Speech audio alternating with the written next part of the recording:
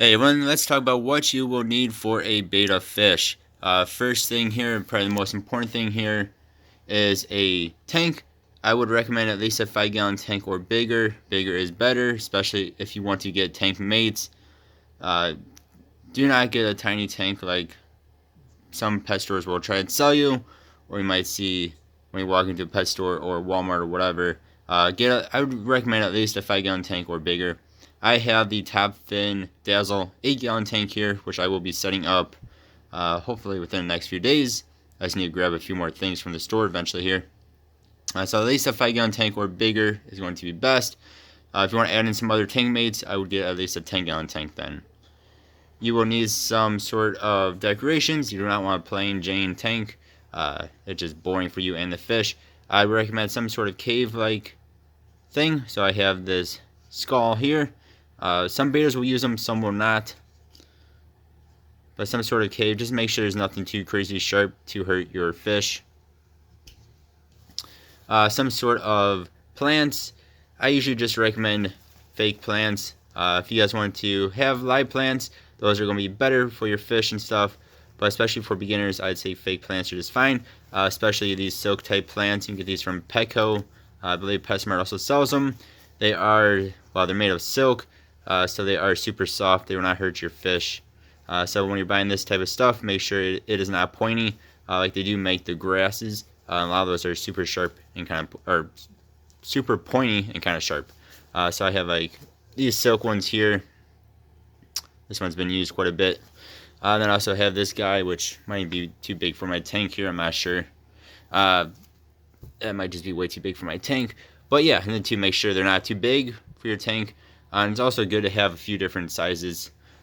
Mine are pretty much the same size right here, but I have a whole bunch more in my basement. But yeah, so some sort of plant, again, it can be fake or live. Live will be better for your fish overall. Helps filter your water a little bit, but fake, don't die on you. Moving on to my actual aquariums that are set up here, you'll need some sort of substrate. I'll show you a few different ones here. This is super fine gravel. I also have a little bit bigger gravel in my 20-gallon long here.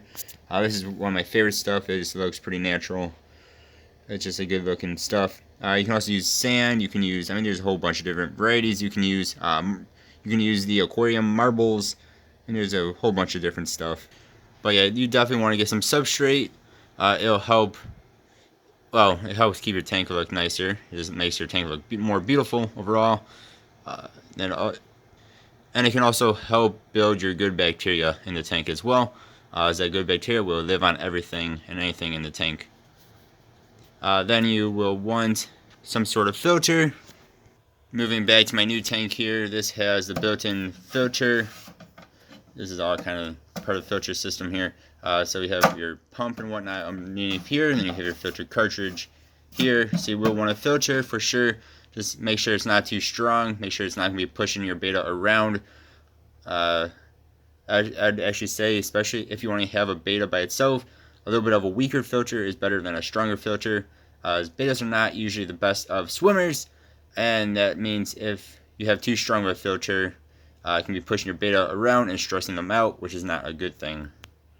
So definitely need a filter. Next would be lights. So again, this is my new tank here. It has, you can see there, 12 LEDs altogether, 4 sets of 3. So you definitely want some lights. 2, I've noticed with my own fish, when the lights are not on, they're not very active. When you turn on the lights, they get way more active. So that will make your tank, well, of course, look nicer, be brighter, and it'll make your fish more active for you. So you want some sort of lights. And again, just like I should have said with the filter, you usually get lights and filter with tank kits. So unless you're building your own tank from bits and pieces of the tanks, like this, you'll get a filter, you'll get the lights. You usually do not get heaters, but some you do. And then that brings me to the next very important thing here that a lot of people seem to neglect on having a betta tank. They for some reason do not think they need. That's one of those myths. And that is a heater. I see mine right there. Some are adjustable, some are not. The ones that are not adjustable will usually put your tank in a range of 76 to 80 degrees or so. Otherwise, you can get an adjustable one like I have here, and you can kind of set your tank heat. Beta should have in the upper 70s to around 80-degree water heat. If you do not have that, again, it can stress out your fish and can end up making them sick, and even end up killing them. So make sure you do have a heater. That is a weird myth. I don't know where that one came from, but you do not need a heater. You definitely do.